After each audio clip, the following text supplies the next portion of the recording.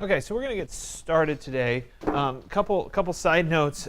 Most of you have figured this out by now, but the door to this room sticks. And so if you show up, as long as I'm here, it's unlocked. I promise you. I check it every morning. But you really kind of have to yank on it to open it. So just be aware that you just jerk it and it'll open. So I just wanted to tell you because I've seen people come and then have to walk around and it's open. Just pull. So today we're going to talk about blending modes, but I want to remind you as we get into this that you have an assignment that is due on Wednesday. It's your first assignment, 101, your best photograph. So I'm expecting you guys to turn that in before I start talking on Wednesday.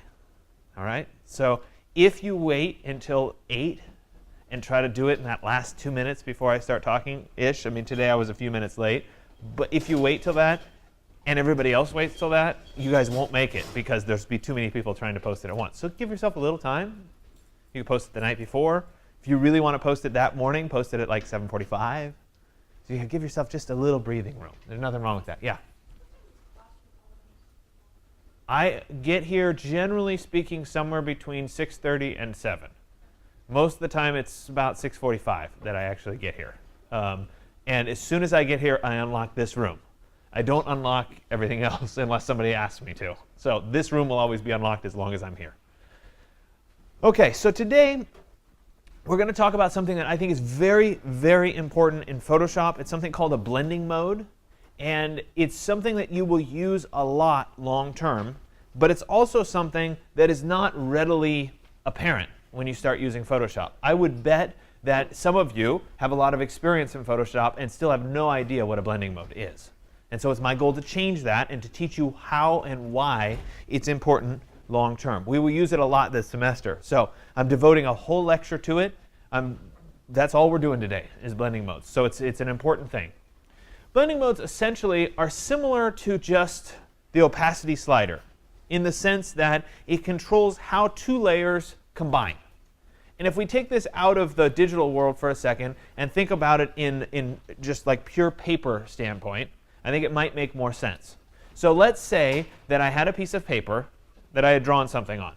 And then I took a piece of white trace and I put it over that piece of paper and I drew something else on it.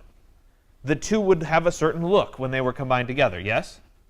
OK, now let's say instead of that white piece of trace, I got out a clear piece of film. And I put that on my paper and I drew on it. That would look different than the example with the white trace. True? It would look different. OK, what about if I got a piece of yellow trace out and I put that down instead and I drew on it? It would look different. So blending modes are the same strategy where it's controlling what the overall look looks like. And we're essentially changing what the paper is. It's a little more complicated than that because it's not just shifting everything to yellow or making everything clear. But it's doing something special. It's combining the layers in a different way. So the simplest version is one of the layers becomes transparent, and so you're seeing something semi-transparent through it. But there's a lot more to it. So essentially, it's using a different mathematical calculation for each blending mode that we use. There are groups of blending modes. You have already been using some of them. You've been working in normal quite a bit. That's a normal blending mode where the layers just stack up on each other. And if you guys remember when we did the dodge and burn last class, I had you change that little box to overlay. Remember that as part of it? Well, guess what? That overlay is a blending mode. We're going to talk about that today. The thing about blending modes is the names don't really mean anything. Like somebody came up with the names, and I'm sure that in some mathematical sense they make sense, but you can look at them and you can say, yeah, I don't really know what color dodge means. And so a lot of it takes time to play around with. There are three major ones that we'll spend our time with today, though I encourage you to actually take even more time and play around with some of the other options. But generally speaking, this group right here, so the top group, that set, is just basics. Nothing fancy is going on. Then we get into this group, this next group here, which is generally about darkening an image. There's a little divider line, and then we get into the next group, which is generally about lightening the image. This group here is generally about darkening the darks and lightening the lights. So it's about contrast between the two. And within those three groups, there are ones that we will use more frequently than others. Multiply is a big one, screen is a big one, and overlay is a big one. We will use soft light in this class a little bit later on, but the ones that we'll talk about today are multiply, screen, and overlay in quite a bit of detail. So I'm going to try my best to explain and illustrate what a blending mode is doing. The truth is that we just need to all do it together so that you guys experience it and start to understand it, which is what today is about. But I'm going to do it in lecture format first to hopefully help you explain or help you understand it a little bit better. So I've created a Photoshop file, and you guys are all going to play around with this Photoshop file a little bit later on today so that you can see this happen. But essentially, in this Photoshop file, there are just two layers. The bottom layer is just blue. There's nothing going on. It's just a big blue. It's like a big blue piece of paper. On top of that, on the next layer, is three squares, black, gray, and white, and then a gradient that goes from black to white. Truth be told, the black isn't truly black. It's kind of a dark gray. I made a mistake when I made it, but anyway. So this top layer is where the blending mode is going to be applied. So we're going to take that layer and we're going to apply a blending mode and see what happens. So here they are where they're stacked up. So I showed you in 3D so you can kind of understand visually what was happening. Now they're stacked up so we can see what actually does happen. So this is our base drawing. No blending mode has been applied. The white, the black, and the gray are obviously solid. They're on top of the blue. None of the blue is showing through. So we'll take our first option here. And this is with multiply being applied to the top layer. So I've included in this slide the layer palette, so you can see what the layer palette looks like next to what the drawing looks like. So in this case, we're going to change our blending mode, which is right here, to multiply, and we're on the top layer. So when that happens, the areas that are lighter on the multiply layer. So we're comparing the top layer to the bottom layer. So in this case, we're comparing the top colors, the black, the gray, and the white, to the bottom color, which is that blue. The areas that are light are going to become transparent or semi-transparent. So essentially, the white's going to go away. The areas that are dark, the black, are going to become darker blue. So let's see it when it actually happens. So we apply that, and you see that the darker areas become darker. The medium gray areas that are just a little bit darker become a little bit darker. And the white areas become completely transparent. So we're controlling how that top layer is applied to the layer below. So I'll show it to you one more time. We'll back up, and I'll show it to you one more time. So we have this. Remember, the white is going to become transparent when that applies. We move forward, and we change. This time, we're going to apply screen. So remember, this is in the next group down. The first group is about darkening the image. The next group is about lightening the image. So guess what? The exact opposite is going to happen. The black area is going to become transparent or semi-transparent. The gray area is going to become semi-transparent. And the white area is actually going to stay white or get lighter. So here it is, applied. So I told you it wasn't truly black. If it was truly black, we wouldn't see the ghosting anymore. But we see a little bit of ghost because it's a dark gray instead. The medium gray is lightening up that middle section just a little bit. And then the white is, of course, really lightening that blue to become white. So we move forward one more time into the overlay. This was the next group down that's doing both. This should be relatively self-explanatory at this point what's going to happen. But in this scenario, the gray area, the middle value, is going to be transparent. And the darker values are going to become darker. And the lighter values are going to become lighter. So if you remember back internally to what we did last class when we did the dodge and burn, that was about darkening areas of the photo and lightening areas of the photo, right? The overlay neutral, 50% gray, didn't do anything when we applied it. That was the point. So we were selectively darkening and selectively lightening. We're using that blending mode to our advantage here. So when it actually applies, there we go. The middle becomes transparent. The lighter areas become lighter. The darker areas become darker. So let's go ahead and try it out so that you guys can all see this happen. So like I said last class, this was a really short little mini slideshow thing. And then we'll move into the actual demo portion. There won't be a break in between the two because obviously having a break right now 10 minutes in wouldn't make any sense. So we're going to get started. I want you all, while I switch over the recording to the school computer, I want you to go to the Digital Tools site and pull up today's exercise. You'll see in the first step that there's a Photoshop file that we're all going to download to work on. So go ahead and start doing that, and I'll switch over. All right, so I've switched over, and I'm going to go ahead and download the same file that you guys are going to for today's purposes. So I've gone ahead and I've went to Exercises, Digital Tools for Designers, Spring 2019, and I clicked on Exercise 105, which is today's exercise. And when I pull up Exercise 105 here, as I come down under Part 1, the first thing that I'm going to do is download this sample file, this Photoshop Blending Modes.psd. So I'm going to go ahead and right-click on it and say Save Link As.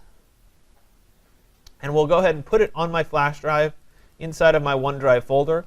It's a good time for me to remind you, if you want your OneDrive to actually back up your flash drive, remember when you first start up the computer, you have to sign in to your OneDrive and tell it to point to your flash drive.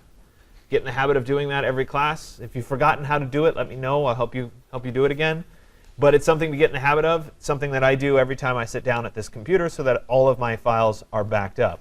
I'm going to go ahead and save it into today's folder here, which is Exercise 105. Let me go ahead and get a Spring of 2019 folder going here. And I'm going to go ahead and save this Photoshop Blending Modes.psd into that file. And so there it is. It's gone ahead and it's downloaded. I'm going to go ahead and open it up. I can go ahead and just select it and say Open, or I could go find it on my flash drive, double-click it, and say Open from there. Of course, it's not doing it.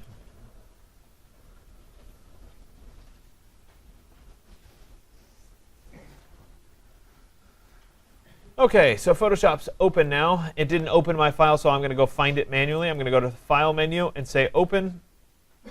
And I'll go to today's folder.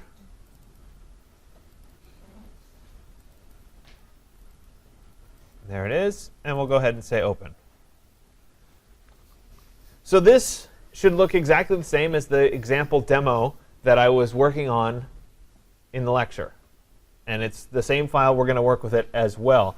If we look down in the Layers palette, there's actually a few more layers than what I originally had shown. There's Layer 2 and Layer 3. I will show you what those layers do in a little bit. We're going to concentrate on the blue background and Layer 1 as the two layers that we'll work with. And we're going to be applying the blending mode to Layer 1. So I don't see enough of them up on the computers yet, so I will pause for a bit, let all of you get it downloaded and opened. It makes more sense if we do it all together than for me to jump ahead. So I'll give you a minute or so to get that loaded up.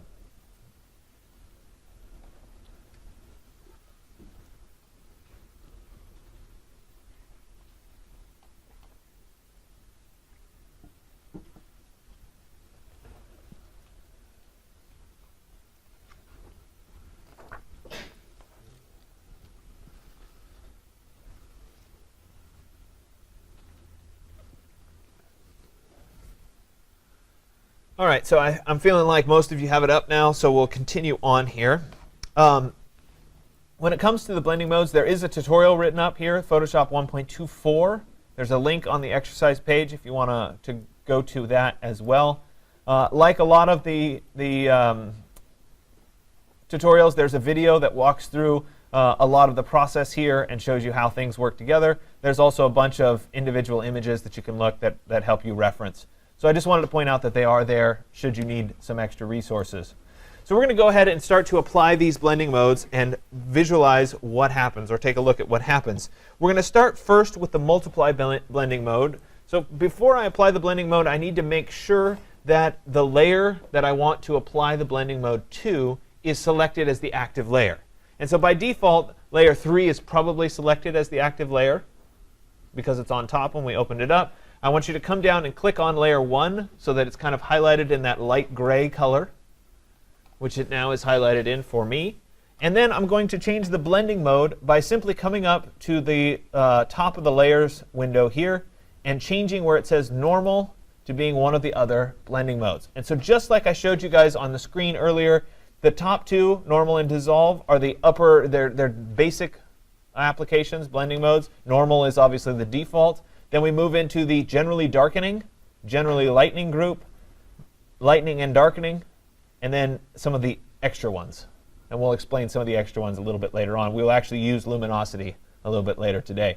So I'm going to go ahead and apply the multiply blending mode. And when that happens, we'll see that the white becomes transparent, the middle gray becomes a little bit darker, and the dark gray becomes a lot darker. And it's important to notice, and you guys will see this on the computer screen a little bit easier than you could in lecture, that it's not just that the black is black. It's that everything leading up to the black, all the gray, is darkening the blue. So it's not just applying gray, it's actually darkening the blue. So the blue itself is becoming darker. As we go across the gradient, this is where you can see it a little bit better. The closer that we get to the left side here where it's actually black, the darker the blue has become. Okay?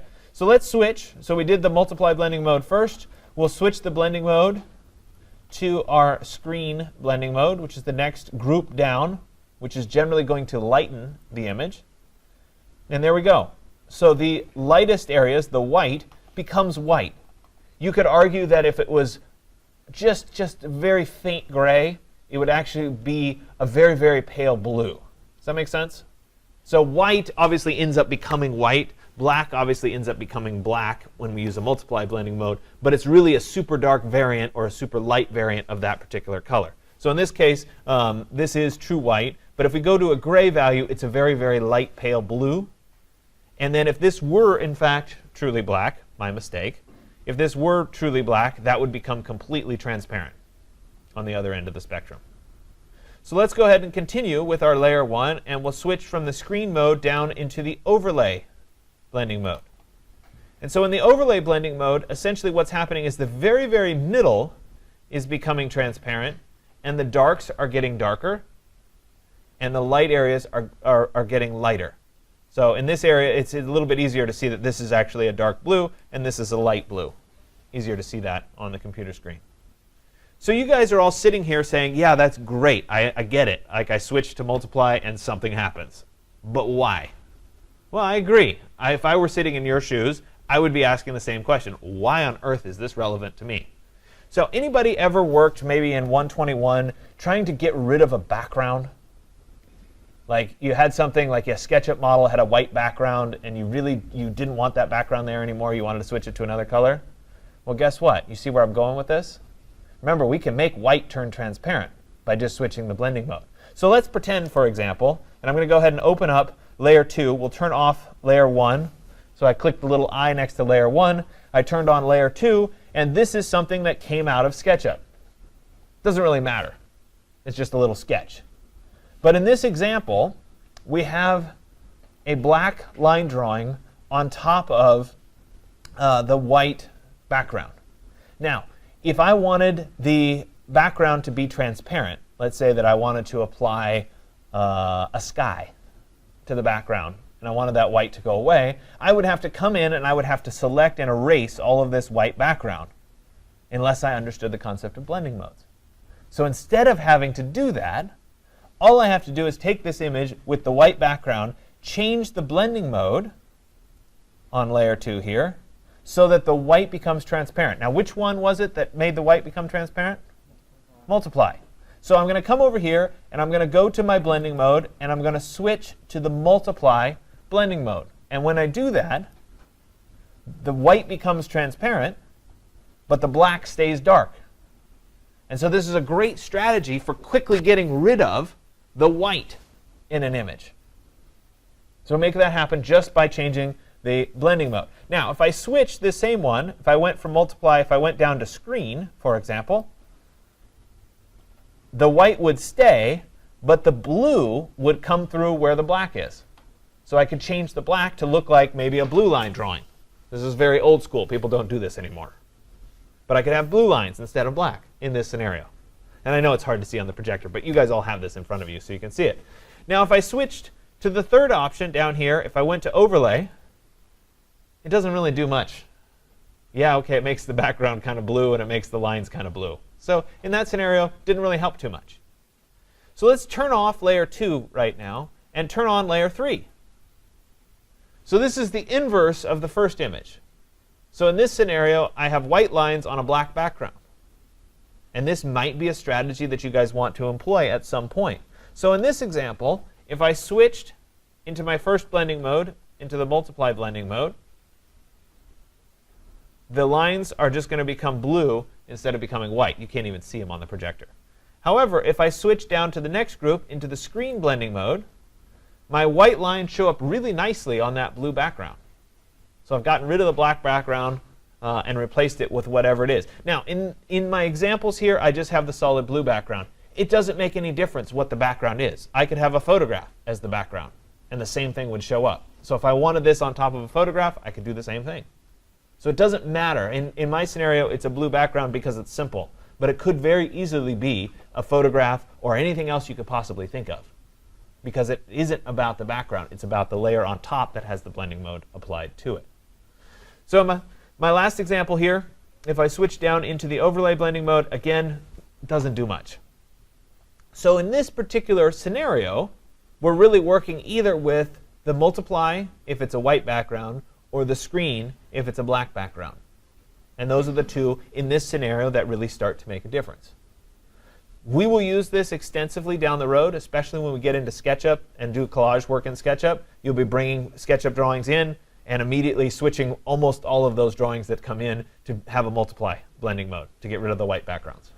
And so it's a really good strategy for doing that and doing the collage work that we're going to end up doing later on in the semester. There is also a benefit to photography when it comes to applying blending modes. So I'm going to show you right now how some of those things start to play into this. So this was all demo. You didn't have to save anything out of this. You don't have to show me that you did it. It was just a way of you exploring and all of us kind of doing it together so you understood blending modes and how they're applied. So the next thing that I'm going to ask you to do is I'm going to ask you to find an older faded photo somewhere online to work with. And so I have some that are already saved, but a good place to start searching would be the Creative Commons search. Like I've said before in class, I think the Creative Commons search is a great way of finding images that you can use without worrying about copyright infringement. So I'll do search.creativecommons.org. And then I can look for maybe old photo, faded photo, something like that. I'm going to go ahead and look on Flickr. And we'll see that those are all in color. So we could switch to, it has to be in black and white. And these are all way too good of photos. So maybe I'll jump back and try faded photo.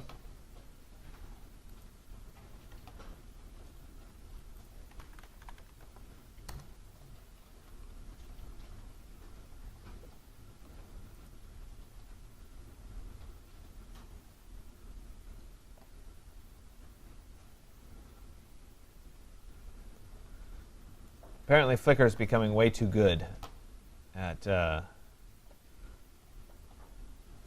quality images. Well, we might have to go back and try a Google search.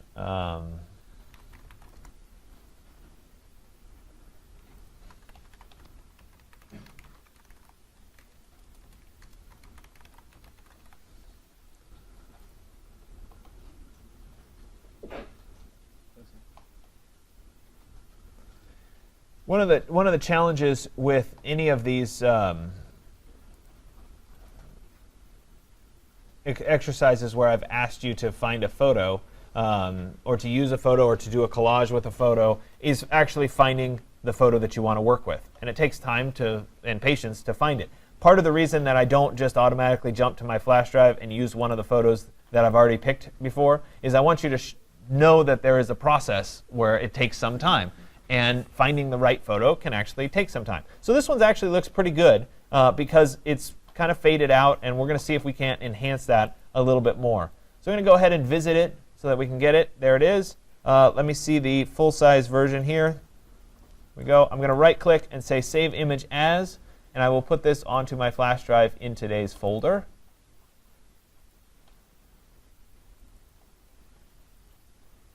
And we'll save it right there. Perfect. So I'm going to work with that photo. I have a few other photos that I'll open up as well so that you guys can see it applied to multiple photos. Let me go ahead and open up that file. So I'll go to File in Photoshop and then select Open. And I'll pick that photo that I just found online, and I'll go ahead and say Open. And there it is. So I have this photo ready to work with, loaded up. And so I need two things in order to apply the blending mode. Number one, I need a second layer to apply the blending mode because I don't have one right now. And there are two strategies for doing this. I've done it both ways, and depending on the photo, one or the other might work better. I'm going to show you both right now. So the first option would be to jump up into my layer menu and say New Adjustment Layer, Levels. So we're going to do a levels adjustment first. And I'll go ahead and say OK. That brings the levels adjustment, gives us our histogram that we worked on before in the last class. I'm going to darken up the darks just a little bit, but the whites are reasonable already. So I've adjusted that just a little bit. And then I'm going to take that levels and I'm going to apply the multiply adjustment layer to it. And when I do that, you can see that it's really beefed up the darks in the photo quite a bit. So if I toggle on and off that adjustment, we see that there's a whole lot more detail that's shown up down here in the bottom of the photograph that wasn't showing up before. I wasn't seeing the contrast. I wasn't seeing that emphasized. And so when I turn it on, it makes a big difference. The other strategy for doing this would be to make a copy of the background layer and apply the blending mode to that. So I could right-click on the background layer, and I could say Duplicate Layer. And it becomes the background copy. Then I could apply the blending mode to the copy. So I'll come here, and I'll apply the multiply blending mode to the copy. And so that does a nice job of enhancing the image as well. Both of them are good options, and you'll have to spend some time deciding which one you think is better as an option. So I have my original image, and then I've applied my multiply blending mode to it. I'm going to ask that you do this with other options as well, and I'm going to do it with you as we go forward. We're going to do the same thing with the screen blending mode. We're going to do the same thing with the overlay blending mode. Now, you're going to be posting these images, and it's always going to be the original and the one that's changed, the modified version. You can elect to do the same image and apply screen or an overlay to them, or you can pick different images and apply them. If you pick different images, you're obviously going to always upload the original and the modified version. If you do the same thing with the same image, it would just be the original and all three modifications. Does that make sense? So you're going to end up with a few less images posted. That's OK. Either way is OK with me. I will show it to you on this photo, then I'll open another photo and do it on that photo as well for the practice. So I have this blending mode applied. That was with the multiply applied. I'm going to try the screen next. So in this case, I would go up to my layer, new adjustment layer. It would be levels. I'm actually going to call this one screen to keep it a little bit cleaner here. So I have the screen.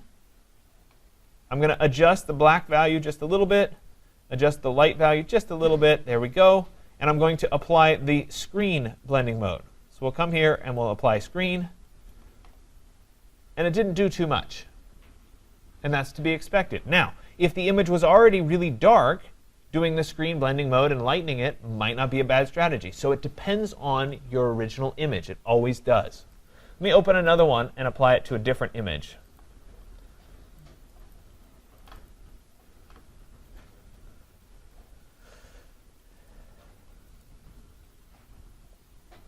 All right, so here's an example where the image is already a little bit darker. And I want to apply the screen blending mode to it. So I'm going to go up to my layer, new adjustment layer. I'll do a levels adjustment. There it is. I would darken in the darks. I would lighten up the lights a little bit. So that by itself provides a little bit more contrast. But then I would take the levels adjustment and apply the screen mode to it. And when that happens, we can see more detail in the shadows than we could in the original image. So it's brightened it up. So in some cases, a screen mode might be a good strategy. So let's jump back and do the last one, which was the overlay, blending mode. I'll do the same thing. I'll go back up to Layer, New Adjustment Layer, and I'm going to choose Levels. And we'll call this an overlay. And I'll say OK. There's my overlay. Let me once again adjust the black value a bit. Let me turn off the screen mode. Sorry.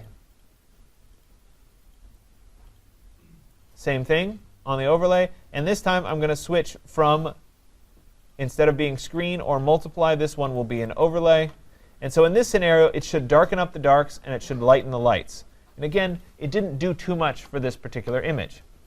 If I jump to this one here, let's try it on this image. So I'll go up to my Layer, New Adjustment Layer, Levels.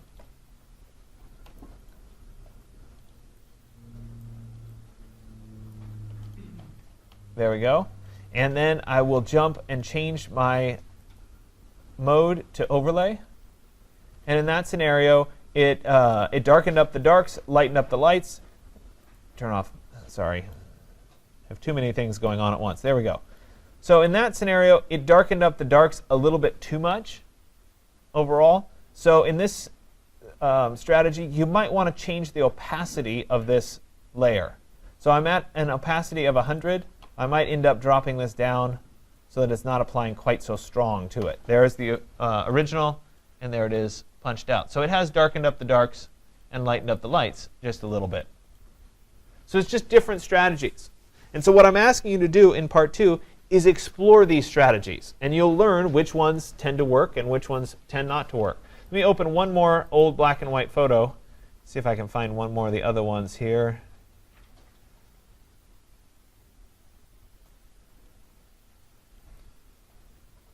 Here's another example right here. And I want to change this a bit.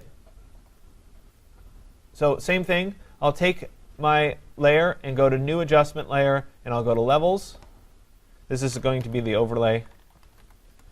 I'm switching right to that. I'm going to darken up the darks just a little bit.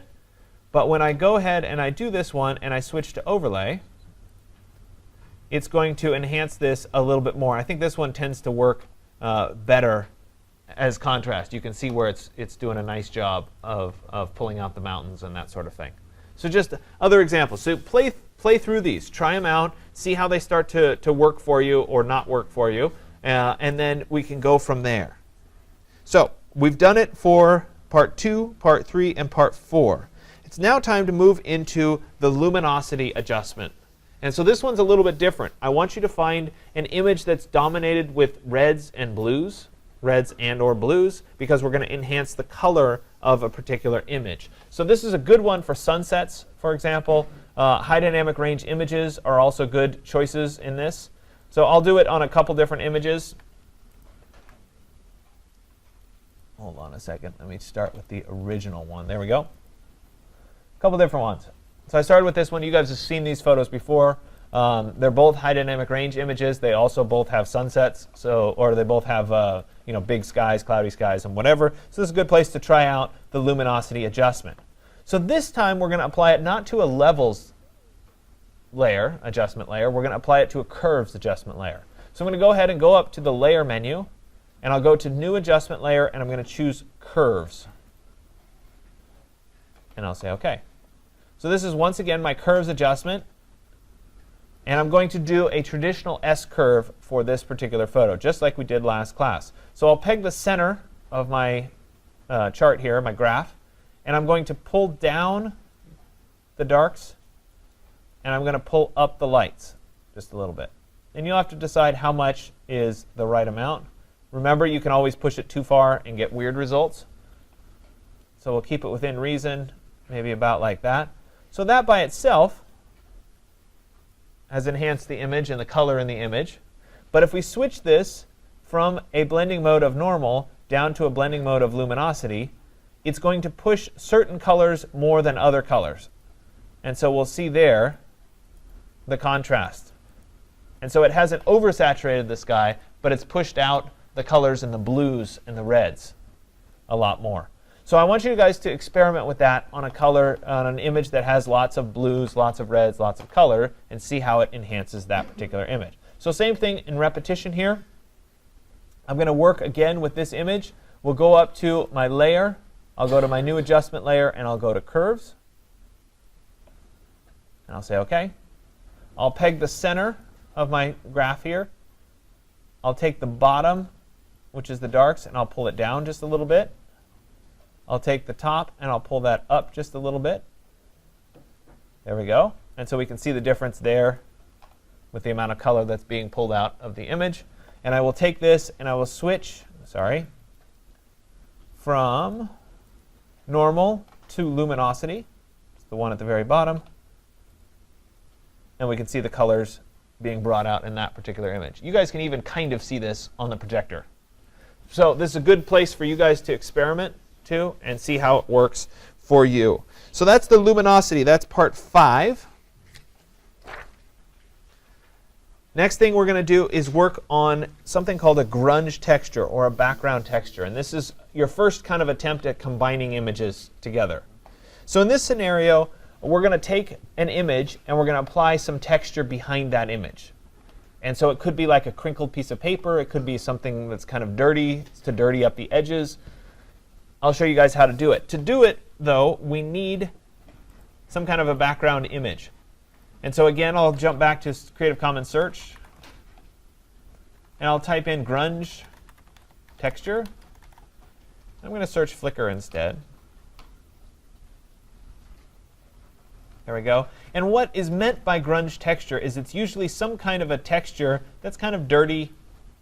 Like here's a good example. We've got dirty around the edges. It's kind of concrete washed.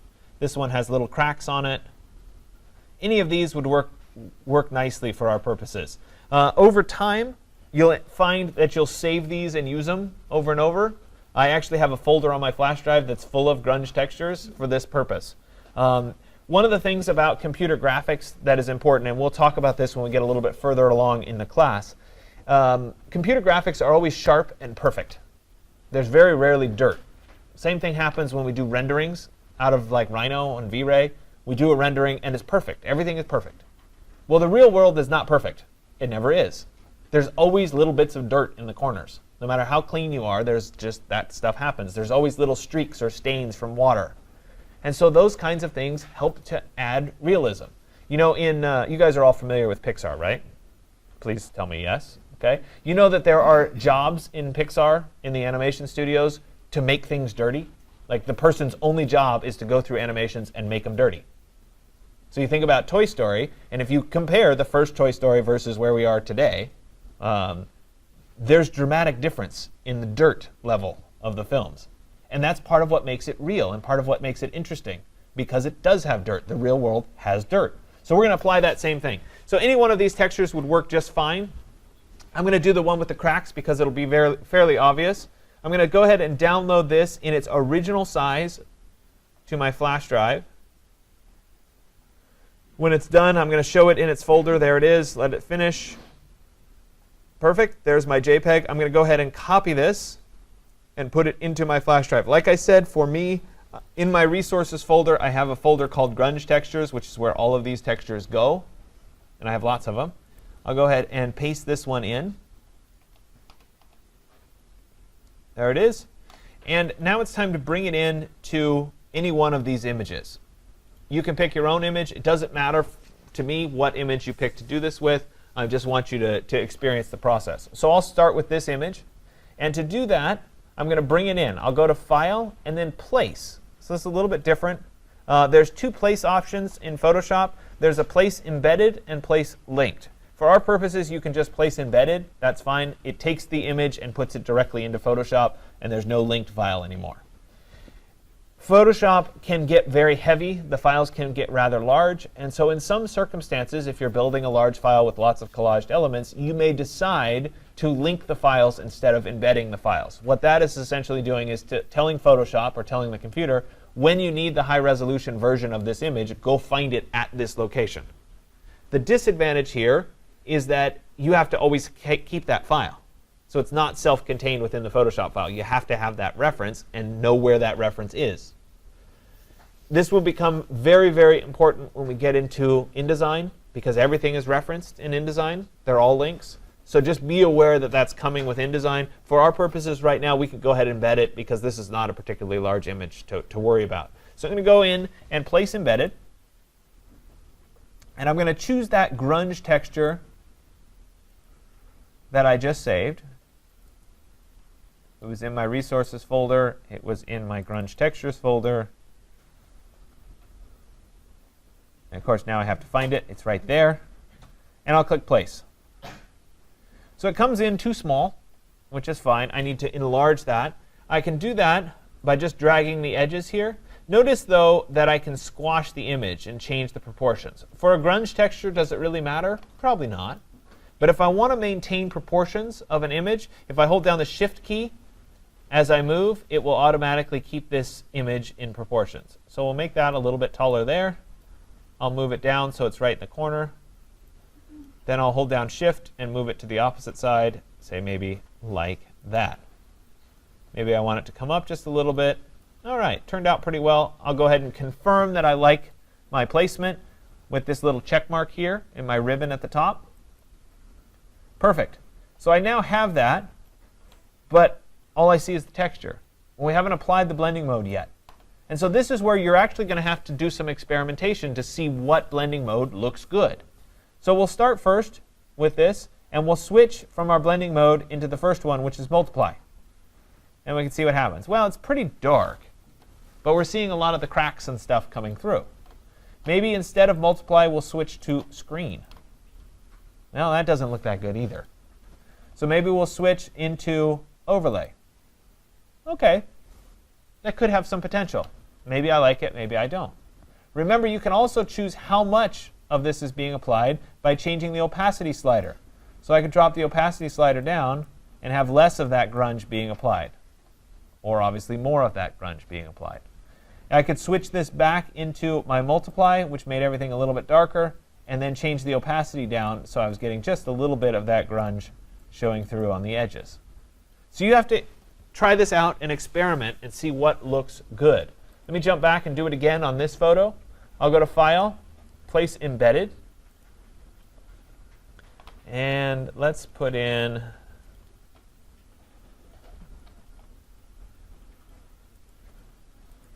this is a good one as an illustration for you.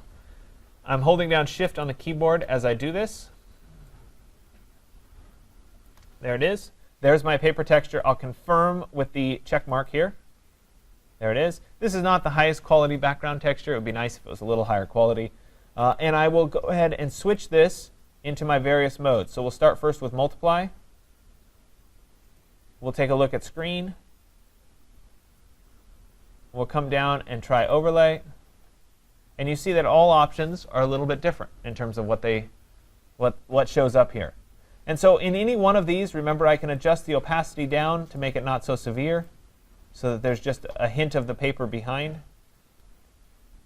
Maybe like that. And maybe I end up switching back into something like a multiply. You have to decide what feels right.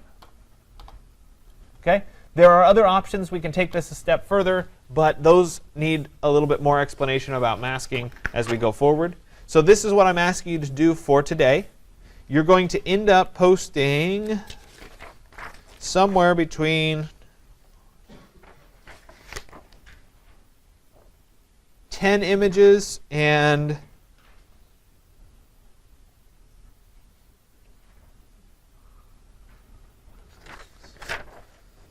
8 images, 8 and 10 images, something like that, 7 and 10 images, depending on which ones you apply. The purpose today, remember, is to experiment, to try things out, to become familiar with what the blending modes are in fact doing. I'm not under the delusion that this is going to take you the full lab period to do. However, last time I checked, you guys have an assignment that's due on Wednesday. And so a little bit of extra time to do some post-processing on that probably isn't a bad idea. Right? So you can thank me later that I'm a very nice person and generous with your time. Make sure you understand blending modes. Just because we did blending modes, just because we applied grunge textures, doesn't mean you have to do it on your assignment. It's an option. It's something you can think about doing. Remember, this is about your best photo and making it look the best it can possibly look. So if you do a grunge texture and it doesn't look the best it can possibly look, don't do it. It doesn't mean you have to do it. Okay? So I will turn you guys loose today for the rest of the time. Remember, you have that assignment to work on. So when you finish up today's exercise and you make your post, go ahead and work on your assignment and finish that one up as well. If you guys have any questions, let me know. Trying to think what else. You guys already did the gallery post last class, so I'm not going to go through doing that. I'm guessing that you guys can do it. We also did all of our saving and exporting last class. Obviously, save the original Photoshop file, and then you can also go to File, Export, Save for Web. Same thing applies with 1000. Whatever the higher dimension is, change that to 1000. You don't need super high resolution for these posts. All right? So I'll turn you loose. Let me know if you have any questions.